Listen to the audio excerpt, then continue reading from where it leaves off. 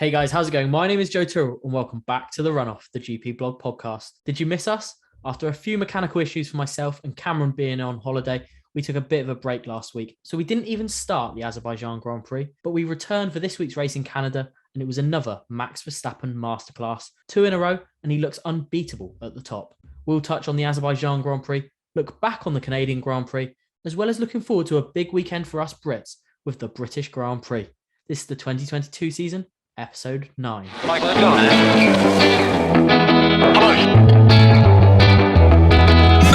Mike, that was so not right. Get in there, Lewis. George Russell, qualified Mr. Hamilton. You are the world champion. Well, first and foremost, we have to apologise for missing last week.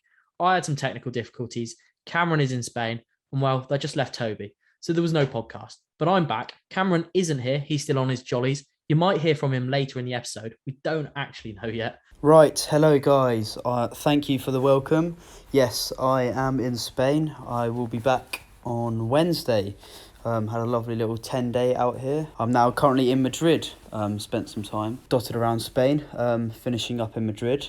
But Toby, however, you are here, and how are you? Yeah, I'm all good, thank you, Joe. How about you? Well, I am recovering from a slight pit stop, but we move and we're now approaching the final chunk of this 2022 season, part 1. We're obviously in the first half of it still, but we missed the Azerbaijan Grand Prix, Toby. Max Verstappen, well, it was another win for him and he extended his advantage at the top. Yeah, it was one of those races which, without sounding too horrible, was quite forgettable. I think we both mentioned before that we're having to look back to try and remember what actually happened. It was quite a comfortable victory for Red Bull with Verstappen winning and then Perez finishing second with the fastest lap point as well. But I think one of the main kind of talking points for me from Azerbaijan was the fact that Mercedes finished third and fourth, which meant Ferrari had yet another issue. So Leclerc had his engine basically explode, and all we saw was just massive clouds coming from behind his car, so that wasn't particularly great. And then Sainz just another DNF, so Baku wasn't particularly great for them, but it's another podium and more points for Mercedes, and they'll be absolutely happy with that. Yeah, I think you hit the nail on the head there. If the race had been slightly less forgettable, we might have found a way to do the podcast, but in the end we decided not to do it because it was just everything conspired against us. So there was no podcast last week for the Azerbaijan Grand Prix, but we're not going to dwell on it because, as Toby said, it was a pretty boring race. But on the whole, the subject for the last 2 weeks really has been that it's a massive, massive blow to any aspirations Ferrari have this season. And it undoes all their hard work, including the Canadian Grand Prix as well. Yeah, I think it's the turning point we expected came a lot sooner. We knew that Red Bull would fight back and could easily kind of catch up to that hot start Ferrari had, but it's happened a lot sooner than we expected. After Leclerc had his problems in Baku, he had to take a new power unit, I believe, or a completely new part to his car, which meant he had to start from the back of the grid for Canada. But what I will say quickly, because obviously we're going to talk about the Canadian Grand Prix, Ferrari will be very happy with how they performed this weekend, although they didn't get the victory. No, and so Baku, a complete write-off for Ferrari, 2 DNFs. But Canada, slightly better news for the team. They finished 2nd and 5th in the end. And that was really good damage limitation from Leclerc, who started P20. Yeah, we kind of expected him to fight through the field, but probably not as well and as fast as he did. But probably the red flag kind of played into his hands a bit. And it wasn't a red flag, sorry. Safety I think car. it was the safety car, yeah. Yuki Tsunoda crashing. Yeah, for some reason in my head that was a red flag, but I was thinking about practice and quality and all that. But yeah, I think it just kind of everything fell into his hands, which is probably the bit of good luck that he wanted, because he's had a pretty tough run after his amazing start to the season. So 29 points compared to Red Bull's 25, it's a gain because Perez was the first car to retire. So I think they'll be quite happy with how they perform this weekend. Yeah, Ferrari can sort of have a bit of optimism about them because it has been a really tough time for them. But we've started quickly on Ferrari and we've not even mentioned the form Red Bull have been in. Utterly dominant at the minute, aren't they? Yeah, it's very reminiscent of last year, and it's scary to see because there's a very good chance that they're just going to continue to run away with it, which obviously isn't a bad thing because it's just proving how good they are and how like you said, Joe, how dominant they are. But it would be nice to see Ferrari regain the form they were in at the start of the season and really fight and see all four drivers up at the top, battling with each other and really putting on a spectacle for everyone. That's 6 wins in a row now for Red Bull, 2 in a row for Max Verstappen, who we sort of thought we might get this title battle between him and Leclerc at the start of the season. It looks like, I'll be honest, I said on the podcast a couple months ago, that Ferrari's lead was almost too much to overturn. And now Leclerc has overturned it and has got an even bigger lead at the top. So his form, although he's comfortably got the best car, he is in a league of his own right now. You mean Verstappen? Did I? Yes. You said Leclerc. Look, it's been a long few weeks. I did mean Max Verstappen. Leclerc's form's been awful. Max Verstappen's form, however, has been incredible. Yeah, it's really just uncomparable at the moment. I had very high hopes that Carlos Sainz could fight and overtake him at the end and win in Canada, mainly because I had a nice little bet on it, but be gamble aware. But we don't gamble aware. We don't promote it. But it's like I think you said in one of our cross chats, Sainz never got close to him yesterday in the final 10 laps. Like he was never close enough to overtake. Considering there was so much hype and he never got below half a second, I don't think. Yeah, it just shows how good, even when Sainz had the pure speed, Verstappen was just so much cleaner through those other sections. It also just shows how strong the Red Bull is in a straight line. Sainz had DRS fully open, and the Ferrari supposedly a bit more nifty in corners, but like you said, he was never under half a second in like close to him. So it's just I don't really know what else to say apart from that Verstappen is probably in the form of his life, and it would not surprise me if he continued to win. Yeah, no, we've got 4 races coming up in July, I think you mentioned beforehand. Wouldn't be at all shocked if the Red Bull of Max Verstappen wins them all, because Perez, as good as he's been, he's still got a few flaws compared to Verstappen. So he's going to be strong favourite. Moving on to Red Bull's old main rivals, Mercedes, who I hope, and I think the Formula One world hopes, they've turned a little bit of a corner this weekend. Yeah, that's 2. So back-to-back 3rd and 4th places with the 2 drivers switching. So it was Russell on the podium last time in Baku, and now Hamilton on the podium this week. It's very hopeful. I mean, technically, Mercedes got more points than Red Bull this weekend, which is probably a positive way to look at it. Obviously, there's still the issues, and I think at the start of the season, George Russell said something along the lines that it would take up until Silverstone to really find where to improve the car and potentially move them up into the real contention. And it's looking more towards that. And obviously, Silverstone's the next race. So maybe I'm just waffling there completely, but I'm pretty sure he said something like that. I can't tell from your quizzical look on your face, Joe. But if that's what he said, then he's spot on with it. This whole season's just blended into one, Toby. We're only 9 races into it, but it's all blended into one. No, Mercedes have definitely turned the corner, and it was good to see Lewis Hamilton sort of enjoying his racing again, because he's looked miserable for a few weeks now. Yeah, he has been fuming in some of his kind of post-race and post-quali interviews, but he came out of the qualifying yesterday, and the first thing he said was with like a massive smile on his face, like P4, who would have thought that? So you could just tell that he's this weekend. He loves Canada. He's said that many a time. It's where he got his first win, and it's nice to see him happy and driving well. Yeah, just enjoying it, because for so long we've seen him winning and it looks a bit fake, like because he's won so many races. But now it actually looks like he's just grateful to have a car that's not breaking his back constantly, because, well, he said it himself, he might skip the Canadian Grand Prix. And I bet he's glad he didn't now, because P3, and I don't know how many sweeter ones he's had. Well, if he'd skipped it, then his teammate George Russell would have got another podium, but I think that would have put even more of a dampener on his We might have seen Stoffel Van Dorn on the podium or something with him filling in, but Who knows? And I did manage to watch the Canadian Grand Prix in a sports bar in Madrid, so I was accompanied by many a Fernando Alonso and Carlos Sainz fan. So they were certainly excited when Carlos Sainz was making a couple of sort of looks at Max Verstappen in the closing stages. Alonso on the front row obviously dropped back down, and disappointing for him, and there's a slight disappointment in the air in that sports bar that Sainz wasn't able to get the job done on Verstappen, but I think certainly was an interesting race. I think the start was pretty interesting. There was a huge lull, and I think the race was saved somewhat by the safety cars that came out. Yuki Tsunoda obviously coming out the pits, fresh tyres, and just carried on straight instead of turning right. And although it was obviously not the best driving from Yuki, I think it kind of saved the race. So I will say thank you to him for doing that. It at least provided some entertainment in the closing stages.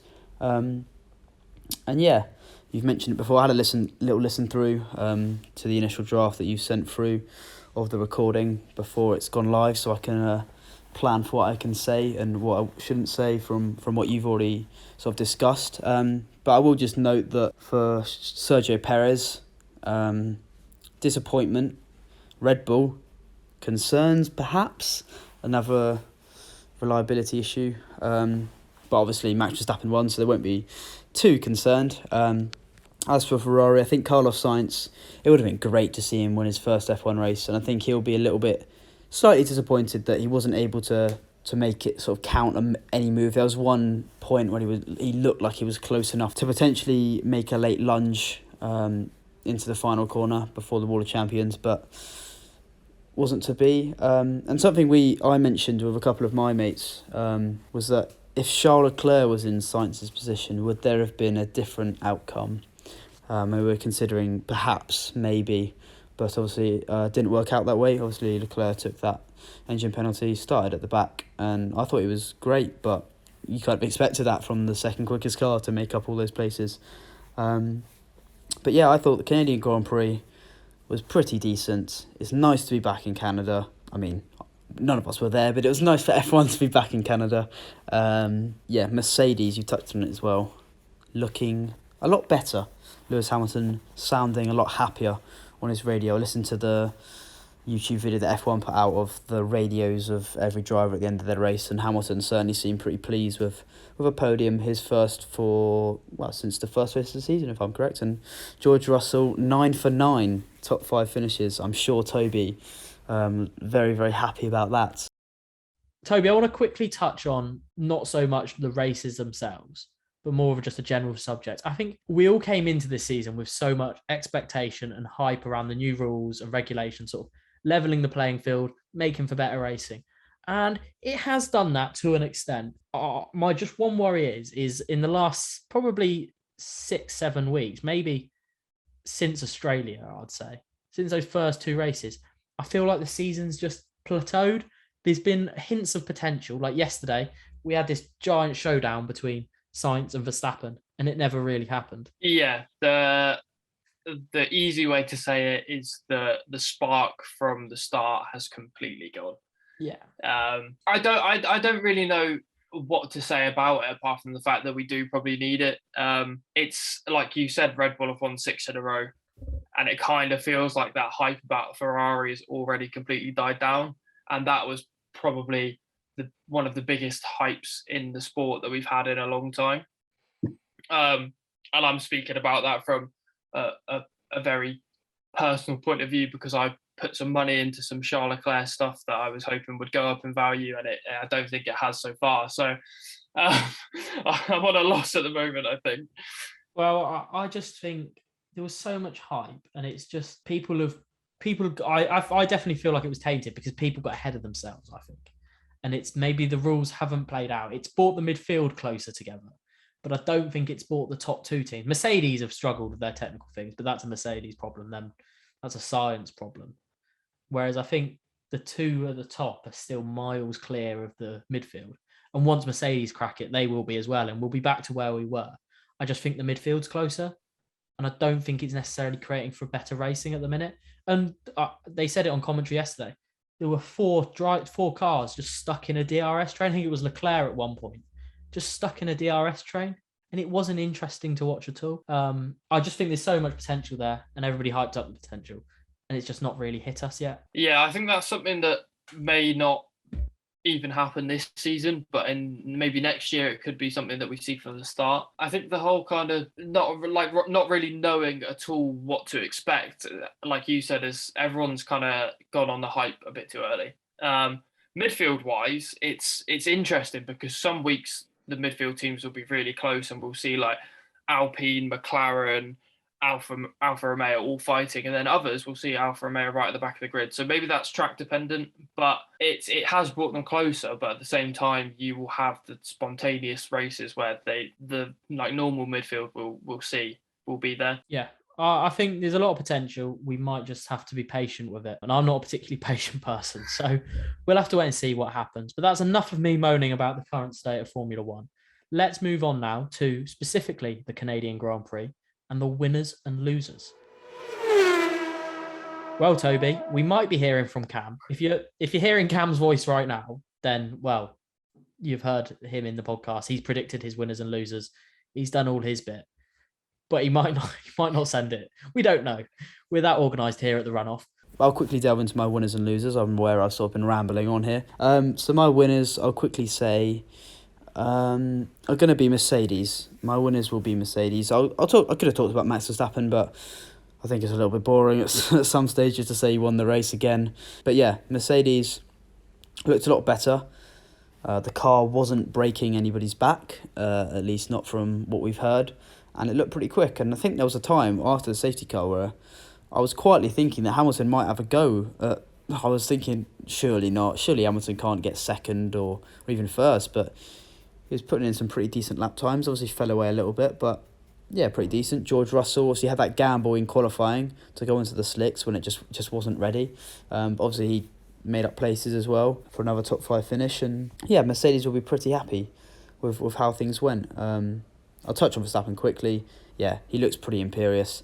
The gap between him and, well, everyone else seems quite big. Obviously, Sainz was pretty close behind him. But, yeah, the class of the field at the moment, looking very, very good for his title defence. Max Verstappen is a huge lead at the front now in the championship. So, yeah, props to Max for another, flawless display. And as for my losers, it's going to be McLaren. We mentioned it before, how the regulations, you guys mentioned how the regulations have closed the gap in the midfield. The front two teams are very much at the top. Then you've got a bit of a gap, Mercedes, then a smaller gap in the midfield. It's kind of like the Premier League in the last season. It just went Manchester City and Liverpool at the top, bit of a gap to Chelsea, then the rest. And that's kind of what F1 looks like at the moment. But for McLaren, they would have been hoping that they're the top of the midfield, and they were certainly near the bottom. Obviously, Daniel Ricciardo finished 11th, missed out on points, even though he got into Q3. Ricciardo, I believe he's on 15 points this season. Lando Norris is on 50. It's a big old gap. And when Ricciardo out-qualifies Norris like he did, obviously it wasn't particularly on merit based on the troubles that Norris had with his car. But still, you think you're hoping it, especially when you have something like Perez retiring, someone ahead of you retiring. But no, not to be for Danny Rick again. And as for Lando, struggles all weekend with his car reliability-wise. Sort of engine problems, I think it was. I wasn't keeping up to date with everything that was going on, but I believe it was that. And then, had a sort of just stuck at the back with Alex Albon. They were running together for quite a while, even though both of them sort of had the pace to get further up the field. They couldn't really go anywhere based on, I think it was pit stops and that kind of thing. I think Albon pitted the lap before the safety car or the virtual safety car, and then it was just kind of screwed from there on in. And Norris was just sort of stuck behind him and that kind of thing. So yeah, disappointing for McLaren. They'll need to bounce back at their home Grand Prix at the Silverstone. But Toby, you have picked your winners and loser. I will chip in a little later. But your only winner, please.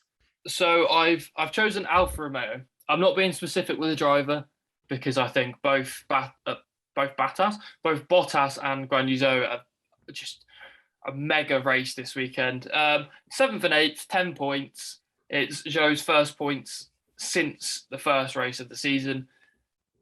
I don't think they were probably I don't think he could have got any better for them, and I don't think they would have expected anything better, personally. But yeah, I don't know. I just think that they deserve the recognition this weekend because they looked really strong in the race. Like Guan Yu Zhou was really battling with some of his other rivals, and I think I sound really just like boring and genetic, but I think they were just one of the teams that you have to see as winners this weekend.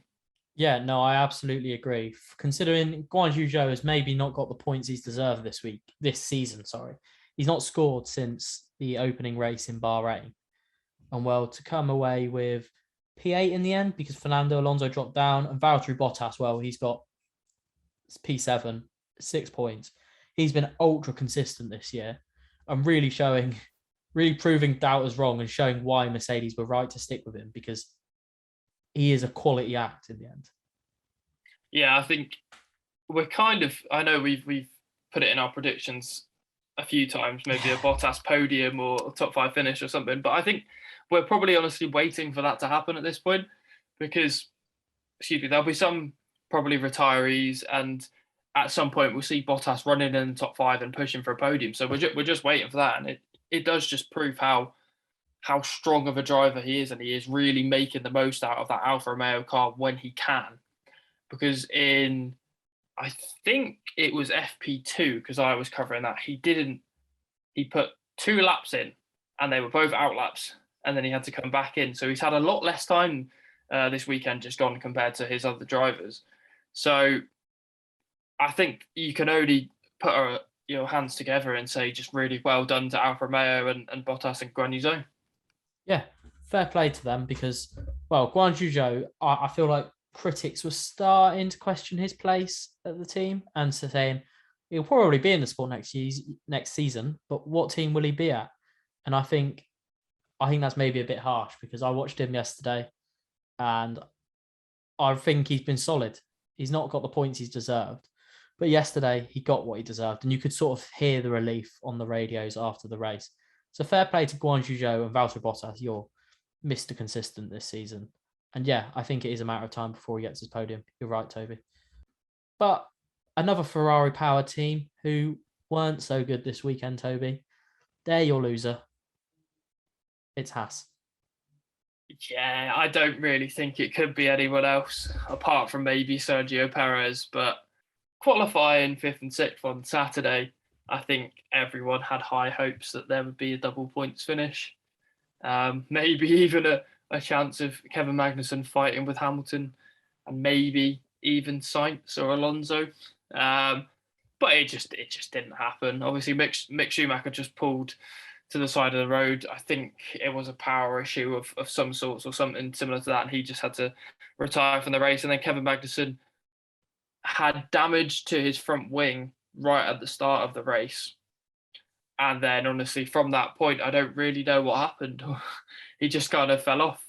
No, it was a shocker for Haas, really. After qualifying P5 and P6. Incredible job there. They just completely dropped off.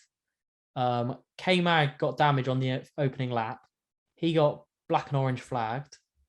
Had to pit, change his front wing, and it just ruined his race, and he couldn't do anything. He was stuck at the back, and well, Mick had a power issue. Mick was on for his first F1 points, and you could hear in the commentator's voice, they were gutted for him. I'm sure he was even more gutted because it was really, really hard work for him to get that into Q3, and he wasn't rewarded with points, which is gutting because it was not his fault at all. But they are a big, big loser. Possibly this might be the biggest losers of the season, Toby, I reckon. Yeah, I think from being in a potential, well, I say potential, if things went their way, they could have been on the podium. Yeah. But they went the complete opposite way and they finished 17th and with the DNF. So yeah, it's the complete last opposite of the drivers that finished and DNF. It's a shocker for Haas. So yeah, fair play. Well, I might be editing this right now and I might be putting in Cameron's winners and losers because he has watched the race, but I've got no idea. So I'm going to give you my winners and losers, and my winner is Mercedes, and particularly Lewis Hamilton, because it's quite the turnaround. Because you could see him getting out of the car in Baku. He was definitely he was driver of the day in Baku, wasn't he? But he was almost a loser because he was clearly in so much pain. But he's come back in Canada and he's just put in a great performance. He held off Russell on fresher tyres, and it wasn't even close in the end. Lewis drove away from Russell and got one of his best podiums in recent years, I'd say. One I think he'll be pretty pleased with, Toby. Yeah, I think I will keep it short and simple because I know I've just completely waffled on my winners and losers. But it's probably one of his favourite podiums and one that he'll be most happy with. Like I said, or like you said, you've seen the photos of him getting out of his car in Baku and just grasping onto his back because of how much pain he was in. But then yesterday he just drove an absolutely mega race, and yeah, if anyone tries to take it away from him, then I think they'll be shot down instantly because he couldn't have done anything else, and he didn't do anything wrong, I don't think. No, he didn't. And if things had gone his way, there was a brief second where Sainz hadn't pitted and Ferrari said, the safety car window's still open. And Sainz got the safety car window that guaranteed him P2 in the end, pretty much. So it was a bit unfortunate. Lewis didn't even get P2 because it was there for a split second. But no, he'll be really pleased. And Russell, Mr. Consistent again, P4. Really, really good weekend for Mercedes, who look like they've turned a corner. One driver who started Sunday with so much hope was Fernando Alonso, and he ended up P9 in the end. After everyone's there thinking he's going to lead into turn one, that was never going to happen, was it? I was one of those people that was very hopeful that he would lead into turn one. It's just sad because he was really good in the wet on Saturday, and it looked like there was a chance of pole. But I mean, we'll quickly go back and say Max Verstappen was just unbeatable in Q3. Yeah. But yeah, he's your loser, Joe, so I'll let you talk about it. I'm just sad. I was really hopeful. Yeah, it was one of them where I didn't think he'd fall away quite as he did. He had a few engine problems, a bit of power issues, did he? I think he had a few issues. He just wasn't happy with his speed. Ocon ended up overtaking him, and he ended up down in P9. And to rub salt in the wounds, he got a penalty for obstructing Valtteri Bottas. I think he finished ahead of him anyway. So I imagine Fernando was pretty pissed off, to be honest, because he had so much potential. And he did say pre-race, George Russell said, "This man's leading into turn one," and he was like, "No, we're fighting for P5 and 6," and ended up with 2 points. He started really slow off the line, which is just he was like stuck in quicksand. Well, I tell you what was worse than his start off the line was the F1 TV choosing to put the camera shot of the back markers at the start, so we couldn't actually see who was leading into turn one. That was quite shocking. They've had a stinker, but I don't know if they'll ever have as much of a stinker as Fernando Alonso. So unlucky Fernando, you'll come back, we're sure. Well, you will get a podium. Well, you've already got one. You got one at Qatar last year, right? Yeah, I think so. He got one last year. Yeah, he's got it somewhere. But you might hear from Cam, as I've already mentioned. But if not, they're my winners and losers. They are also Toby's winners and losers. And we'll move on now to our predictions for the British Grand Prix. Right, Toby. Silverstone is in 2 weeks' time. It's kind of crept up on us a little bit. It's round 10 this year. Yeah, the British Grand Prix is back after last year hosting a sprint race. We haven't got a sprint race this year, unfortunately. But the British Grand Prix, predictions. Are we expecting Mercedes to fight back? I want to say yes, but I don't think so. I'll do my predictions for the British Grand Prix now. So the winner of the British Grand Prix, I'm going to be different because I don't want to say Max Verstappen like both of you. I will instead say that it's going to be a Ferrari recovery and Carlos Sainz is going to win his first ever F1 race. I think that might be my hope, my wish that he does. I've been indoctrinated by the Spanish F1 fans and I've been here, but yeah, I can see it happening, Sainz. I can see a Sainz pole as well. I feel like it's time. He might get a bit of confidence. Obviously, he didn't win the race in Canada, but might get a little bit of confidence just from how he performed and closing to Verstappen. He was close. So maybe, just maybe, there's a chance Carlos wins. And my surprise, I'm going to play off the British theme. I'm going to say the 3 British drivers, Lando Norris, Lewis Hamilton and George Russell, will all finish in the top 5.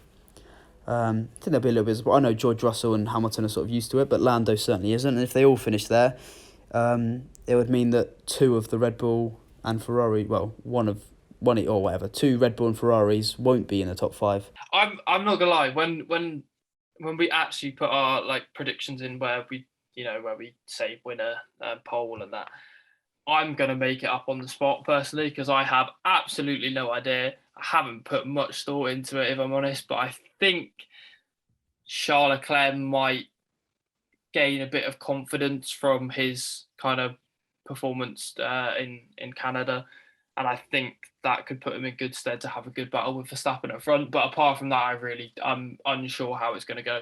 I just hope we don't see another crash like last year. Yeah. One thing I will say about Mercedes is that they seem to do better on more traditional racetracks, rather than, Baku.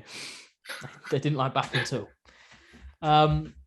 So this might play into Mercedes' hands. And for that reason, Lewis Hamilton's going to be on the podium again, in my eyes. He won't win it. Max Verstappen's going to... I actually think Max might win every race between now and the end of the season, barring any technical disasters. So is that your surprise of the race prediction? What, Hamilton P3? Yeah. Yeah, go on then. Hamilton P3. Hamilton to make it back-to-back podium. Oh, no, actually, hold on. I'm going to make it even more interesting. Hamilton P2. Okay. So that's a good surprise, though. Okay. So there's your winner. Who's your pole? Pole? Oh, Max. that was it's easy. Just silly at this point. No, Lewis will finish P2. Max will finish P1 from pole. I don't see... I think Mercedes will come back into it eventually, and I think they'll get it they might get a chance this weekend, in a fortnight time, sorry. But I can't see Ferrari matching Verstappen. I really can't. No, that's... Yeah, I mean, I don't really know what to say, apart from that you're probably spot on. Yeah, I used to be the super optimistic, the one who picked random predictions, used to predict Williams to score points on a weekly basis, even though they never did. And now I'm resigned to the fact that Max Verstappen will probably win most of the races this season. So, yeah, that's the reality of Formula One at the minute. But what are your predictions, Toby? Do you know what? I'm going to be completely different from you and just absolutely just mess it up. So, pole, I think, will be Sergio Perez. But I say different. Winner will be Max. I think that's Imagine a pretty my safe shock. bet. I'm going to mix it up. And then my surprise, George Russell P2. Okay. So Perez is going to be a loser then, because he's qualifying on pole and not getting a podium. Well, I mean, last time I made a surprise, I said Daniel Ricciardo points finish for Baku, and then you made me change it to Daniel Ricciardo P7, and he finished P8, and I was fuming because I would have got full points. Well, I'll be honest, Cam's doing the points. I've not got a clue how we're working the points, but I'm pretty sure I predicted a Max Verstappen win. Full points. Well, we probably all predicted Max Verstappen win, and Toby missed out on maximum points because we forced him to change his surprise. So when Cameron's back next episode, hopefully, he can inform us and update us on what the points are. Yeah. Right, guys, just to quickly add in the league table update for the standings for our predictions. We've been doing this. We started at Monaco, the league table. We missed out predictions for Canada, as Joe explained. We missed that podcast. But after Monaco, if you missed it, it was 1-1 between me and Toby at the top of the league table, and Joe sat on 0 points after week 1. But I can tell you that Baku has changed things massively. I didn't manage to score a single point. My faith in Sergio Perez didn't come off in Baku. So I stay on 1 point. Toby managed to get pole and winner correct in Charles Leclerc and Max Verstappen, so he moves on to 3 points. But Joe Tyrrell managed to predict Charles Leclerc would be on pole, and he also predicted a Pierre Gasly top 5. So that earns him a whopping 3 points and moves him to the top of the leaderboard with 4 points. So the standings right now are Joe first on 4 points, Toby second on 3, and me last on 1 point. And that is after the Canadian Grand Prix. Obviously, we didn't do predictions for Canada, but the league table will continue at Silverstone with the predictions we have made in this podcast. So yeah, that is the league table as things stand, as I'm sure you're all, been waiting to hear what the standings are. Seeing as he was the main person who made me change, he can do all the points and sort all that out. Yeah. That's on him. Yeah.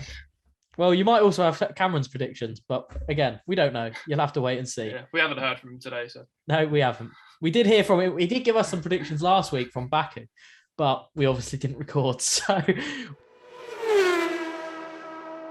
well, Toby, it's been a long couple of weeks. It's good to be back on the podcast. I hope you've had a good weekend, and I hope you're looking forward to the Silverstone race, the British Grand Prix. Thank you for joining me. Thank you, Joe. Well, ladies, gentlemen, we'll see you in 2 weeks' time for the British Grand Prix. Catch you then. Michael, go on.